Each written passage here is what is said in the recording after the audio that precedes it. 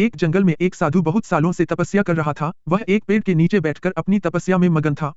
उस जगह पर पानी की बाढ़ आ जाती है। सारे लोग इधर से उधर भाग रहे थे और यह साधु अपनी तपस्या में मगन थे।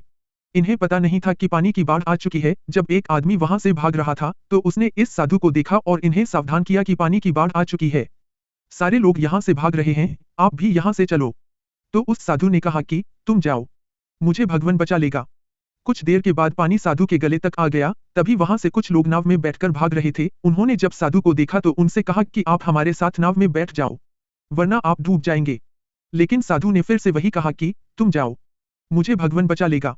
और वह लोग भी वहां से नाव लेकर चले गए। थोड़ी देर के बाद जब पानी बढ़ने लगा तो वह साधु एक पेड़ पर चढ़ गए। तभी वहां से एक हेलीकॉप्टर गुजर रहा था जो लोगों को बचा रहा था। जब उन्होंने इस साधु को देखा तो साधु की तरफ रस्सी फेंकी और उन्हें ऊपर आने को कहा, लेकिन साधु ने फिर से वही कहा कि तुम जाओ, मुझे भगवान बचा लेगा। और वह हेलीकॉप्टर वाले भी वहां से चले गए। धीरे धीरे पानी बढ़ने लगा और वह साधु पानी में डूबकर ही मर गया। जब वो मरने के बाद भगवान के पास पहुंचा तो उसने भगवान से कहा कि मैंने आपकी इतनी तपस्या की, इतना आपको रात दिन याद किया, आपने मुझे बचाया क्यों नहीं?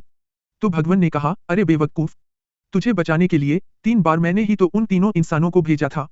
एक बार पैदल, दूसरी बार नाव लेकर और तीसरे बार हेलीकॉप्टर लेकर। इस कहानी से हमें यह सीख मिलती है कि खुदा हमेशा किसी न किसी को जरिया बनाकर भेजता है हमारी मदद करने के लिए। लेकिन हम अपने घमंड में उन्हें पहचान नहीं पाते हैं और ऐसे मौके हाथ से गवा देते हैं।